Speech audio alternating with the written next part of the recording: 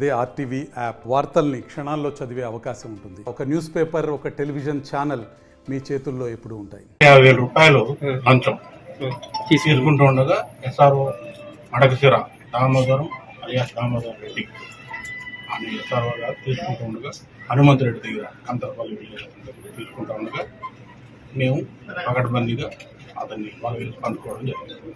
అతని ఈ document writer చేతుల్లో కూడా గడ్డాండగా దొరికింది డబ్బులు. వాళ్ళ చేతులు కూడా కెమికల్ టెస్ట్లో పాజిటివ్ వచ్చాయి. 2 ఎకరాల 32 సెంట్లు అసైన్మెంట్ ల్యాండ్ రిజిస్టర్ చేయడానికి గాను ఎస్ఆర్ఓ దామోదరం అలియాస్ దామోదరం రెడ్డి అనే అతను